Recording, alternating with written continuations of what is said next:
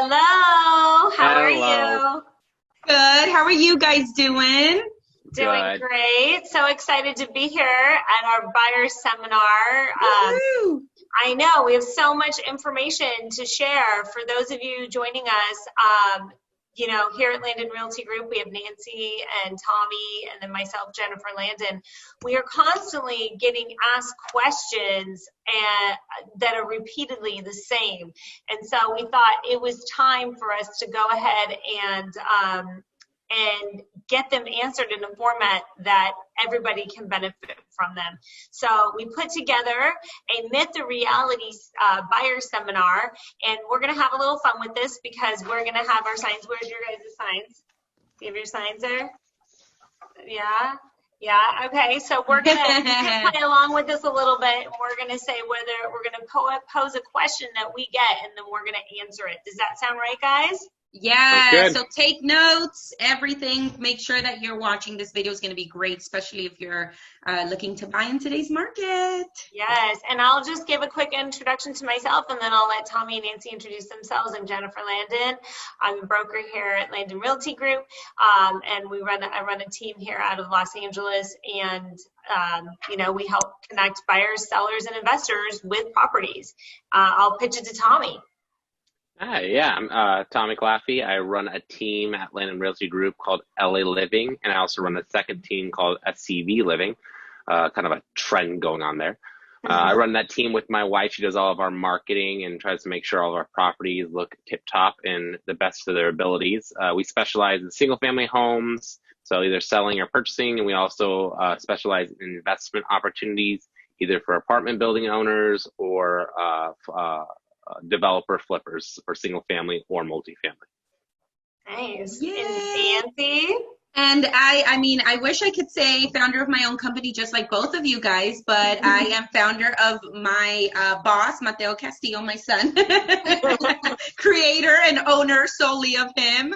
But I am with Landon Realty Group. I do single family homes as well, and specialize in first time home buyers.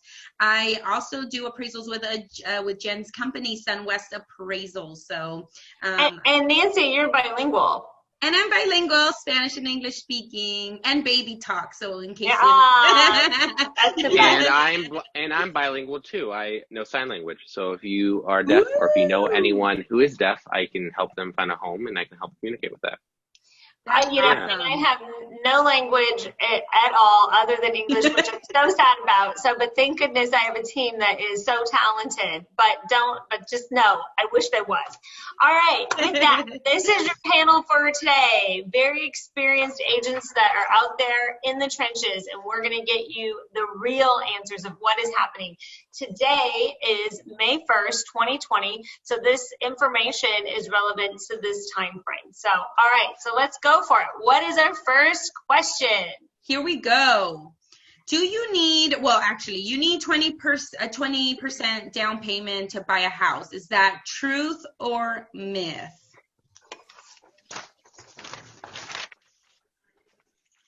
And survey said myth. And I hope that everybody watching did say myth. If you said truth, let's get you that information right now. You do not need 20% down payment to buy a house.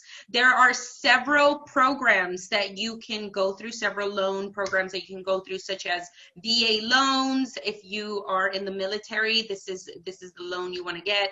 They go as little as no down payment. Conventional loans do start at 20% down, but they are as little as 10 and 5%. FHA loans go 5, 3.5, and even all financed. But more importantly, guys, you want to talk to your lender. Your lender is the one that's going to give you this information. The bank is the one that's going to give you which one's the best for you and suited for you. So, but there are different loan programs. There are different programs that different banks offer. And no, you do not need 20% to buy a house. As you can see here, it can be less. Great. And also, go ahead, Tommy. I was going to say also too, if people are watching and they don't know even how to get started with the process, You can talk to your real estate agent, and they can connect you because they've worked with numerous loan agents, and they always have one in their back pocket that they recommend. So you can always contact your real estate agent, one of us, and they'll be able to connect you to someone who can show you all these programs. Absolutely. Absolutely. And I want to share a couple of examples. Lisbeth, my girl Lisbeth, I love her. She gave 5% down on a conventional loan, which meant that her down payment was $13,250. And she tightened her closing costs to her loan on a 2-bedroom, 2-bathroom condominium in Orange County. Jen's going to explain more on the tying in her closing costs later on. But she purchased for $265,000. Single mom, 4 kids, did this on her own. When she called me, she was like, I don't think I'll qualify. I'm not even sure, but I'm just going to give it a try. Boom. She did. And I'm so proud of her because now she's the owner of a condo. Her and her kids are going to be amazing here. And it's just the best project with so many amenities. Another example that I have was the Onoa family, a family of 4 as well. 2 of their kids are pictured here, but they came in LA County for $465, and that's a typo. $465. They came in with 0%. They gave nothing as a down payment. Their closing costs were about $9,800. The seller covered $8,000 of their closing costs. Jen's going to explain more on this. So they came out of pocket at $1,800. That's how much they got. That's amazing. They bought an almost $500,000 house for $1,800. Now, granted, they did have to have certain credit and certain things in place, but it can be done. Absolutely. And you found them a house that they liked even in that price range. Exactly. And it's 4 bedrooms. One thing that she told me was, I want a bedroom for all my kids. They have 4 kids. And he said, I just want a yard I can work on. That's what they have. That's what they're sitting on right now. So that's amazing. Doable. It's definitely doable. And these are 2 examples that we have. Tommy, I think you have another, you got someone in with 0%. Yeah. Well, yeah. Right? So, last year I sold a property, new construction to a family in Lancaster. They were looking out in Santa Cruz, ended up finding a beautiful home out in Lancaster. We went out that direction. But they got a complete 100% financing. During the time, there was a program called the HAFSA program. It was FHA, and the HAFSA covered their down payment and their closing costs. They were able to get into the property with 100% financing. And there's so many unique ways. And I always say to people when they're first starting, knowledge is power. You know, if you get pre-approved and you figure out what you can and can't buy, it gives you the opportunity to make the best decision for yourself and your family. At the end of the day, you get pre-approved and it doesn't fit your criteria or whatever the case is, you don't have to move forward, but at least you know. So I always say, at least you know. That's what's important. Exactly. Find the information and then you can go from there. But the whole point is jump in. Don't wait, right? Yes. Don't wait. Okay, these are great examples. What beautiful success stories. Okay, what do we have next? I'm excited for our next question.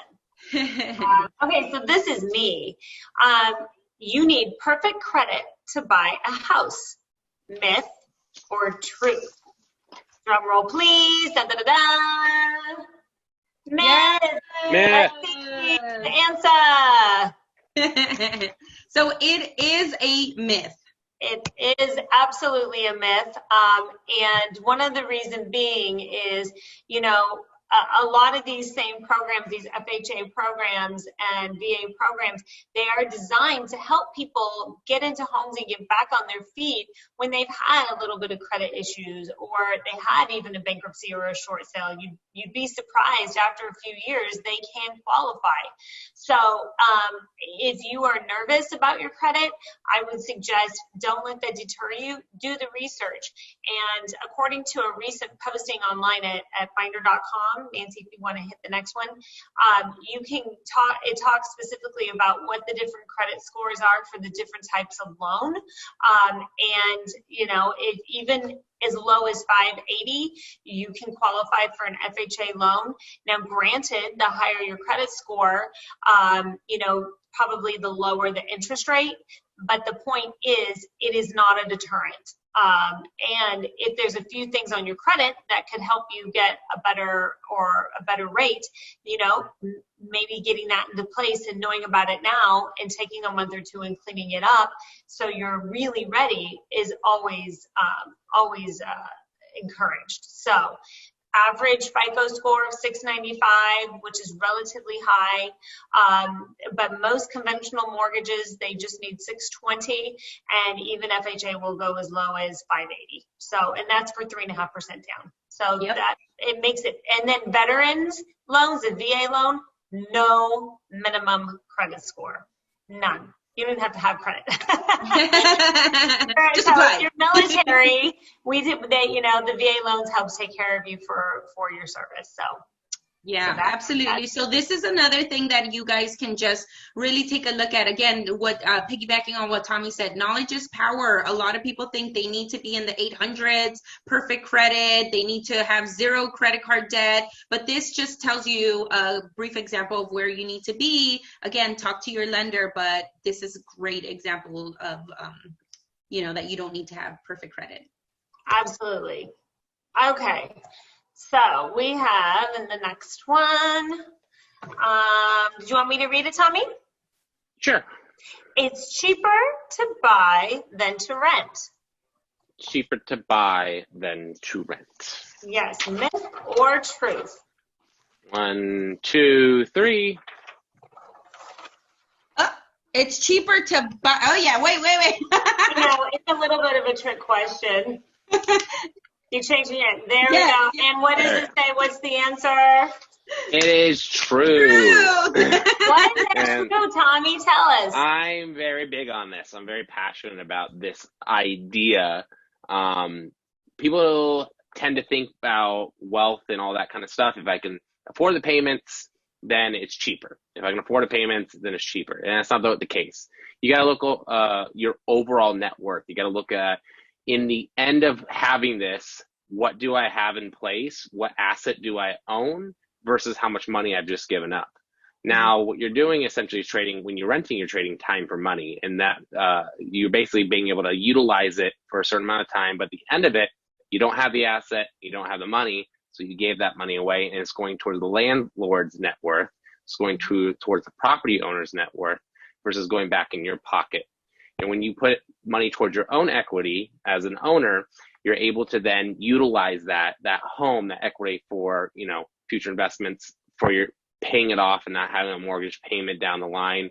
You are growing how much asset you have. So I'm very big on that, making sure that you're paying yourself first versus paying someone else. Because in the short term, you may find a property that rents cheaper, but every single time you're giving up money and you're not putting it back in your pocket, you're putting it in someone else's. And they control that house.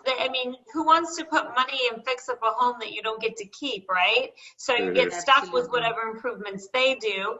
And let's face it, they can, I know there's rent control laws, but if they really wanted you out, they might give you a few $1,000s, but they can raise your rent or boot you anytime. There's no security in renting. No one can kick you out of your own house when you own your own home. Absolutely. And again, I know some people that they call me all the time and they're like, oh, these hardwood floors, this tile, this new style, I love this. You can't really do that to an apartment.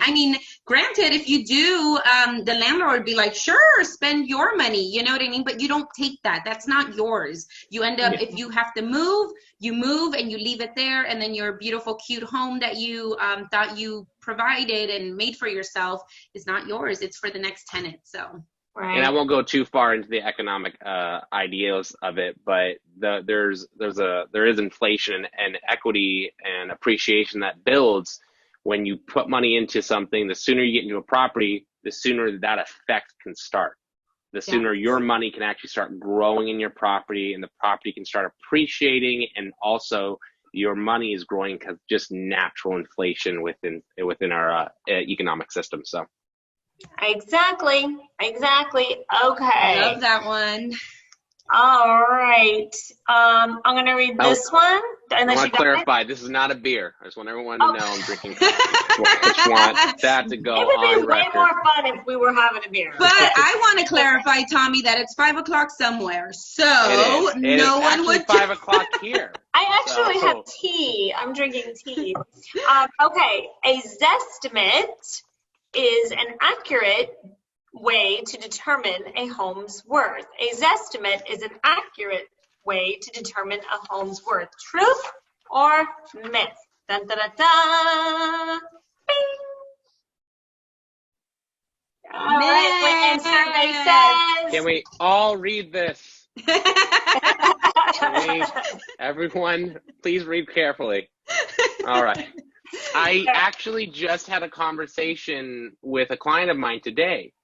He's one of my investor. Yeah, he's one of my investor clients. That's and funny. We work on, this guy's buying $15 million industrial buildings, and he's looking to put his property back on the market. But he was telling me, he was thinking, should I put it back on the market? My estimate's telling me that it's worth $650. I ran the comps on it a couple of days ago to see if it might be a smart thing for him to put it back on the market. He's the highest comp in the building. Granted, his condominium's the nicest one that's in the comparables, but bar none, there's a big gap between him and the next property.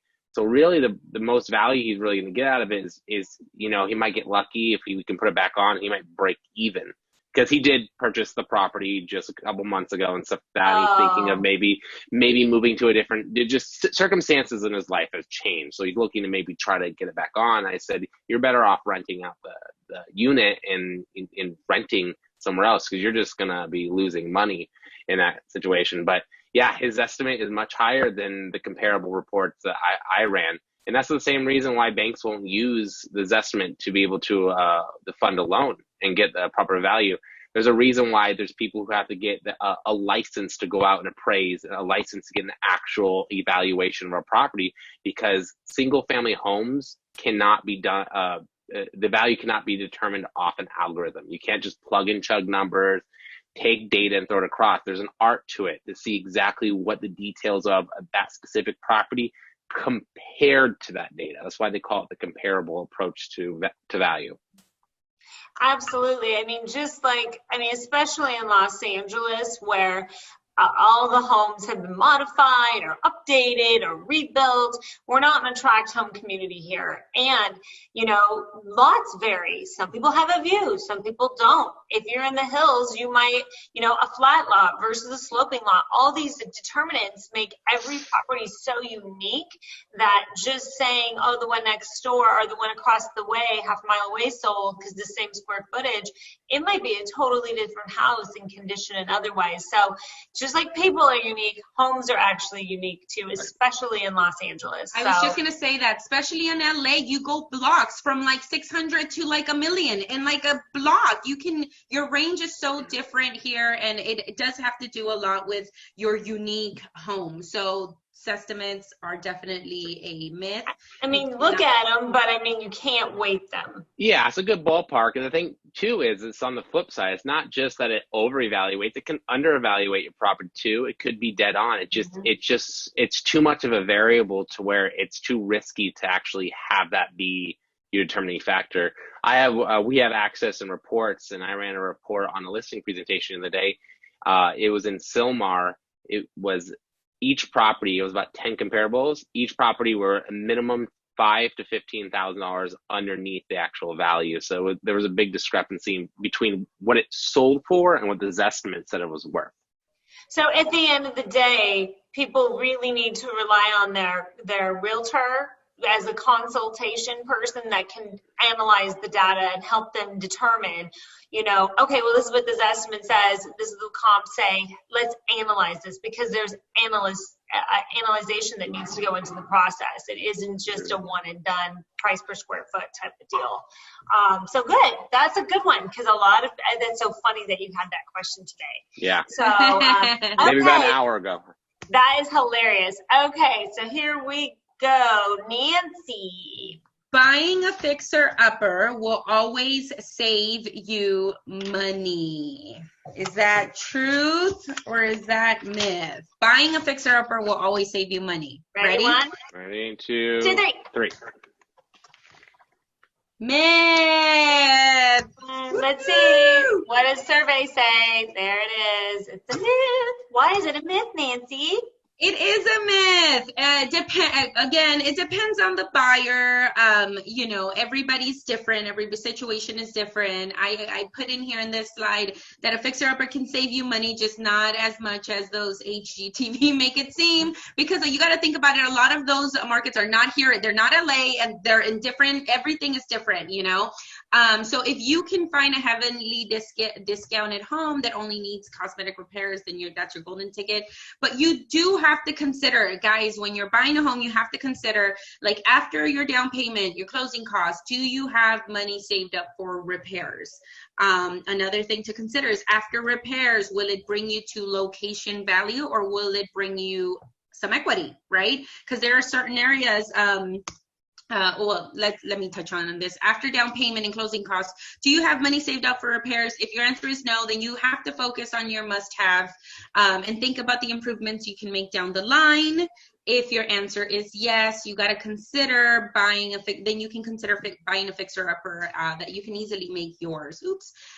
So another thing to consider is the area. Some homes need, you know, a lot of fixing, and then the homes around it have already done those upgrades. So by you upgrading your home, it'll just kind of bring you to the same value. So you're like, well, if I fix it up and do that, well, it's just gonna kind of weigh out a little. You think you're saving and you're not. You're still saving, and you have the effort to do the work. Exactly. Another thing to consider is the type of loan you're getting, because that also determines if you can buy a fixer-upper or not. In 2019, 1 in 5 Americans bought on an FHA loan.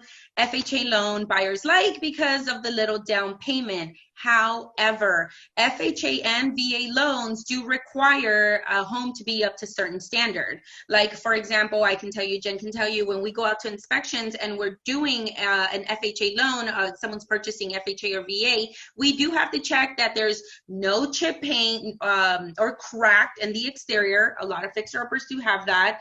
The utilities have to be on. If the house is vacant, no one's lived there for a while, the seller does have to turn them on, and you have to check that all the gas is working, the electricity is working, you know, water's on. You do have to have current working smoke detectors and CO2, which is a carbon monoxide detector. And there's a lot of more stuff that you can read here that it needs. Conventional loans, for the most part, just need the smoke detectors, water heaters, and so forth. But depending on the loan you get, you have to have that home that you're buying up to a certain standard. So it's not like you can say, I'm going to buy a fixer-upper because I'm this. So guys, please check and talk to your realtor, because they know this information as well. And then people don't also too, depending on the market and depending if it's priced correctly, I mean, priced to fit a fixer-upper type property, people don't realize that those properties are actually competitive. Because a lot of people, one, lower price point, there's gonna be more offers generally. But two, people do that as a business. They go in, they find distressed properties, pick them up, and offer all cash to be able to flip it and then pull profit out of it. So those can sometimes be more competitive than some of these fixed up homes, and that can actually drive up the price point. And then you're competing, if you have an FHA, you're competing against all cash.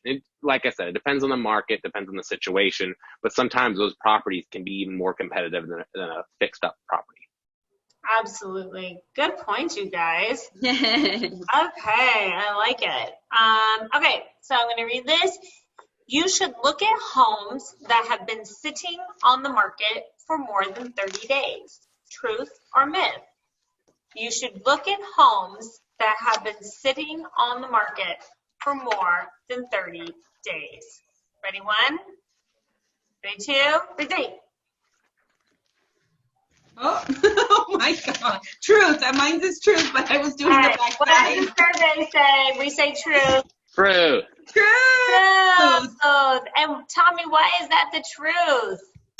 It is the truth because, just like I said just previously, to the competitive aspect of it, when properties are sitting on the market for 30 days or more, generally, one, they were sitting on the market because it wasn't priced correctly. If a property, no matter what the condition of the house is, no matter where it is, location, if a property is priced correctly, generally it will sell. And the reason for that is when sellers, naturally want to get the most value out of their home. Why wouldn't they? That makes sense. The buyers want to get it for the lowest price. Sellers want to sell it for the highest price. It's just the natural way things flow. When a property's been sitting for 30 days, the market really tells the seller, hey, your property is not worth what you're pricing it out to be. There's not a demand for that property, and generally they get more realistic, and they get a little bit more desperate. They have a need. They either have a property offer on another property. They have to move. They're wanting to get rid of this home. There's a reason why they want to get out of this property, and that reason starts adding more pressure onto them as it's staying on the market longer. The seller's agent generally gets a little bit more desperate as well. I can't tell you how many times that a property's been sitting in the market and the seller's agent kind of spills the beans and says, oh, we might be willing to do this or that. So everyone wants to move the property more, and that puts the leverage into your side. It puts the ball in your court in the negotiation process, and generally you can get a discount, a more heavily discounted price on those properties. Or at least an opportunity. I know for me, like when I'm working with my buyers and I'll send them inventory and they're like, oh, but this one's been on the market a long time. I don't know if I want to see it. They assume there's something wrong with it. Well, it could have just been a pricing issue. I see properties constantly where, and I love all my realtor friends, but some of us aren't as good about marketing our properties correctly and have not so good pictures or good write-ups, or sometimes even worse yet, they're not always easy to get a hold of or to be able to show the property, which can lengthen the marketing time. But the beautiful thing is, and what Tommy's touching on as well, is that if you're the only one putting an offer in, you're not competing against a multiple buyer situation. The opportunity to negotiate that price is much higher and better than if you have multiple offer situation. So yeah, look at everything. I agree. I was just going to say that.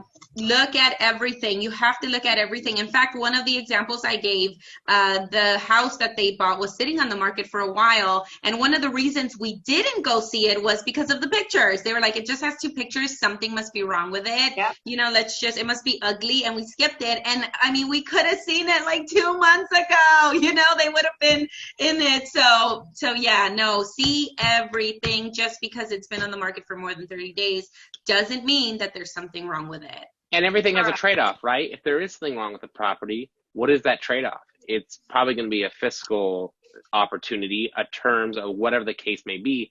If there is something wrong with the property, get a lower price point. And you're going to be able to get those opportunities fixed or a discount on those. If you have 5 offers and there's a problem with the property, they're just going to skip over you because you're asking for that problem to be fixed. So you have a better opportunity. And my wife is crawling around in the background. I was going to say, when did you get a dog? Yeah. Okay, cool. Wait, you just did the CNN reporter where his wife busts in their meeting with the 2 kids. And for those of you first tuning in, we have fun here, so we're not crazy, we're just fun. But we're going to keep bringing you the facts. All right, let's Julia, I love you for that. Shout out. Okay, let's see here. Nancy. When you place an offer, you have to buy the house. When you place an offer, you have to buy the house. It's yours. Ready, Truth 1 or myth? Ready? 1, 2, 3. Myth. Exactly. Myth. That is a myth, you guys. Just because you place an offer, that doesn't mean that the house is automatically yours. A buyer can cancel at any time during their due diligence period. And that's why you want a realtor that knows, because they're the ones that are in charge of helping you out and saying, hey, you have X amount of days, technically, usually it's 17 days.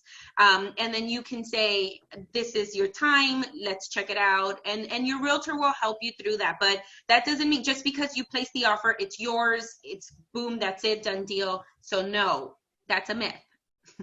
Exactly, good. You cannot negotiate with the seller after having an offer accepted. You cannot negotiate with the seller after having the offer accepted. Ready? 1, 2, 3. Myth. And survey myth. Take it away, Tommy. Tell us about it. So it's kind of piggybacking on the last question. During your due diligence process, you basically the first is getting your offer accepted. Now we're in the due diligence period. You see that there's issues with the property. There might be something with the roof. There might be just some water damage or anything that you might see cosmetically that isn't what you thought it was when the first walkthrough.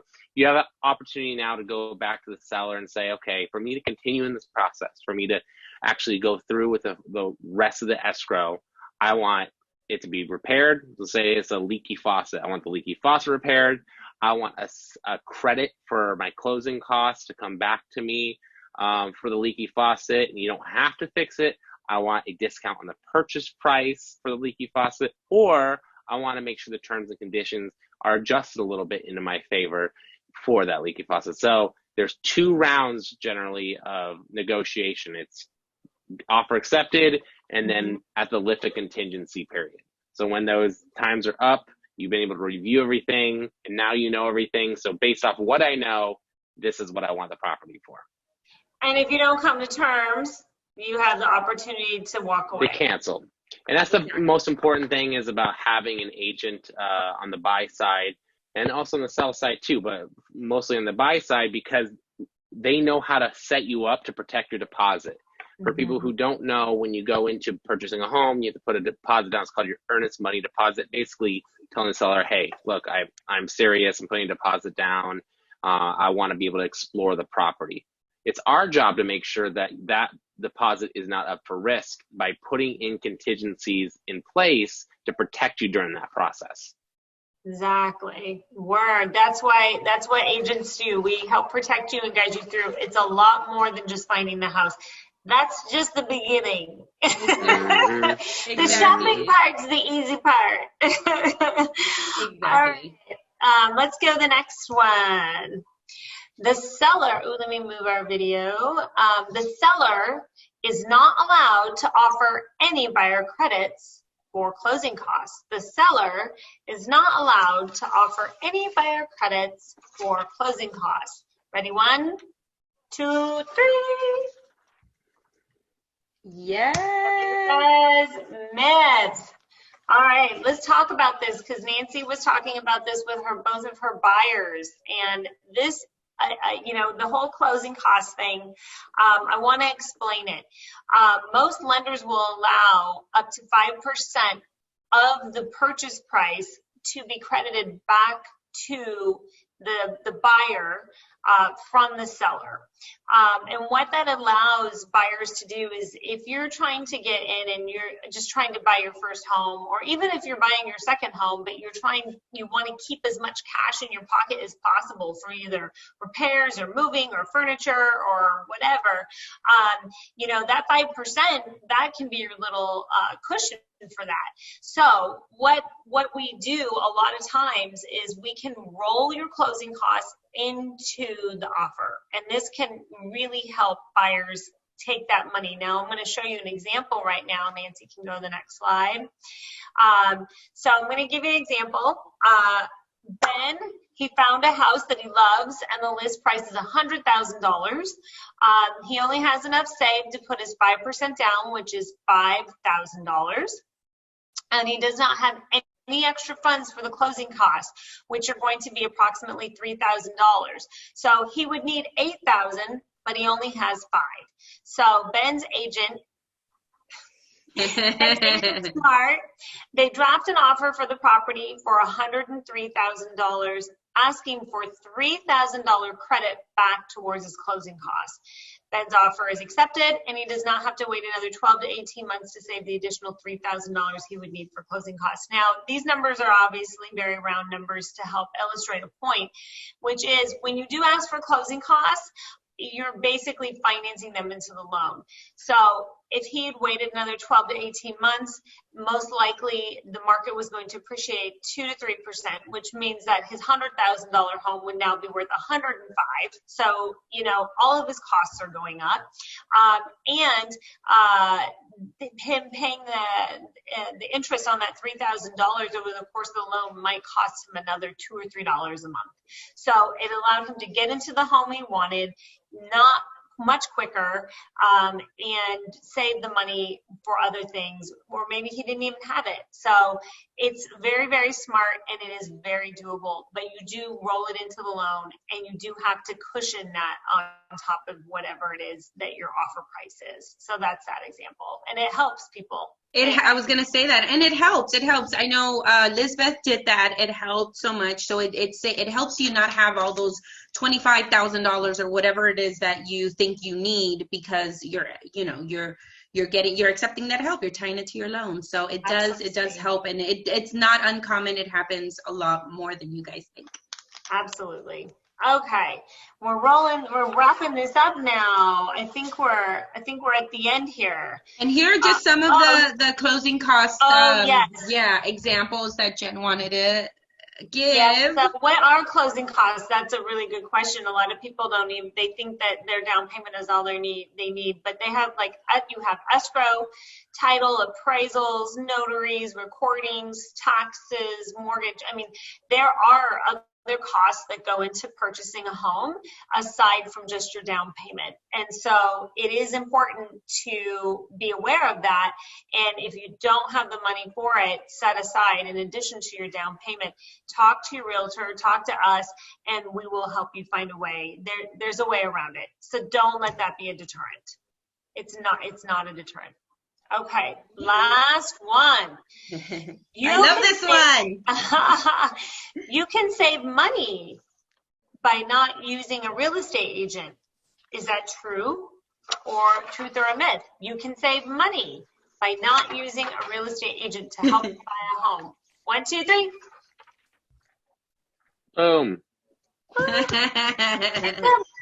It's a myth, and why is that, Tommy? Why? Oh, because there is no cost to using a real estate agent when you are buying a home. What do you mean? Say that again. Say it for the people in the back. There is no cost to using a real estate agent when buying a home. It actually could save you money because they are there to protect your money during the process. The seller pays for the buyer's agent's fee. Generally, it's a certain percentage at the top, and then the seller's agent and the buyer's agent split that, and it's paid off from the seller. It's a common misconception that they think that they're going to have to pay their fee or something like that. That never happens when it comes to a single family home purchase. And if it does, there's generally something fishy going on. So we'll let you know up front, and we'll let you know how that's going to play out. Absolutely. I get that question all the time when I get consultations. People are like, well, but how much are you going to charge? And I'm like, wait, what? No, there's no charge. No, I'm with you. We're together, so no, it doesn't. You're not paying me. It comes out from the seller, they, like Tommy said, it's negotiated. So just find an agent, you guys, someone you trust, someone you love, like Jen, Tommy, and I. but why can't they just go the listing agent? Why is that maybe not the best idea? Ooh. So that's a big thing too. I always recommend to people, you'll hear agents that double-ended deal, or they have a dual agency. Well, they have a dual responsibility too. So if you go to the listing agent, the listing agent is making the same money. It's the same commission paid out, and there's no difference on the sell of the home or the price of the home. The commission is a separate thing agreed upon between the agent and the seller, whether it's the buy side or the list side. It has nothing to do with the buyer. 1, 2. Now that listing agent has an obligation to the seller and has an obligation to you. And I always feel like the listing agent might have a little bit of a bias toward the seller too, because that was their client first. They've been working with them the longest in it. But I digress with that. If you use an agent just on the buy side, it's their responsibility, legal and moral responsibility, to make sure that they get you the best price on a home, and they have no interest toward the seller. If you use the listing agent, they have to find the middle ground between you two, and they have to make sure they're doing their due diligence for both sides. It's just really tough. It's really tough. It's kind of like if you're getting a divorce, do you want the same attorney that's negotiating for the other person? I love that. I love that. I love that. It's true. I love that example because it's true. You know, it's true. I hear that a lot too. That's another one. Well, I went to an open house. If I get in with the listing agent, he'll just get me that house and, you know, and so forth. It's not, but again, like Tommy said, you know, they have a responsibility to both of you. When you have a buying side agent, you know, we are solely for you. We are protecting you. We're with you. We're your cheerleader. We want you to get the best deal, period. Well, and to be fair, there are people that can represent both sides. But if you don't have a history with the agent and you don't know them, you're taking a risk. That's what it comes. You're taking a risk. So, you know, is this something you want to take a risk on in buying probably the biggest investment of your life? I don't know if this is where you want to take risks like that. Right? Mm-hmm. Yeah. Okay, so I think we wrapped it up. We did it! Oh my gosh. So again, we hope that this sheds some light on these common questions that we get all the time, or people will say these things to us and we're like, what? Where did you get that from? And so we think it's really important that we debunk these myths and reaffirm the truths, so you are educated, because education is power. That's how you can make your best decision possible.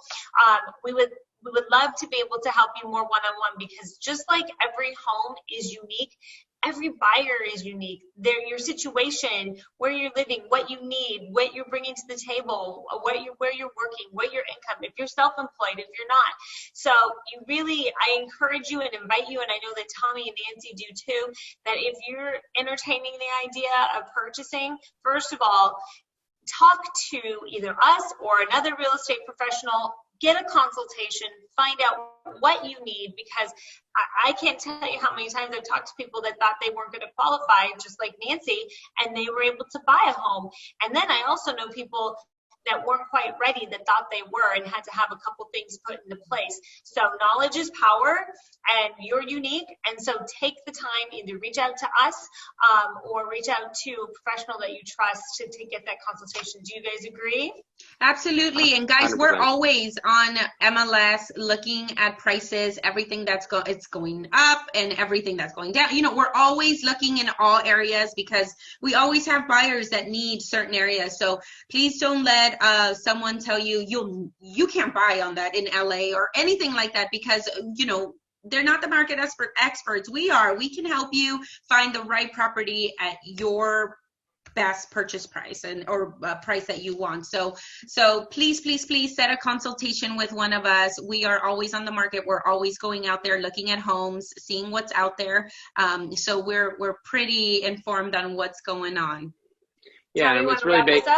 Yeah, it's really big too that we're not just here to try to get you into a property. We're here to be there to answer any questions you may have. We're not just going to talk to you if you're ready to buy a home. We want to be your agents for the rest of your lives. So any property you ever sell, anything you ever get into when it's real estate related, you can come to us. If you're not looking to buy for a year, you can still come to us and talk to us and ask any questions. It's not you have to buy a property to talk to us. We want to be a resource for you guys in any way, shape, or form. 100%. Knowledge is power. Knowledge is power. So get informed. Get informed with an agent. Well, we hope you really enjoyed this buyer seminar. If you did, please make sure you like it, and please subscribe to our YouTube channel. Recommend it to anybody you know. Repost it. We're going to continue posting these informational seminars throughout the year, updating you on where the market is now and what you need to have in your tool belt to be a successful buyer, seller, or investor in this real estate market. So I think that's it. Are we good? Are we ready for the rest of our weekend? Woohoo! Absolutely. Yes, we are. Peace out, everybody. All right. Thank you guys. Peace on the streets. Bye.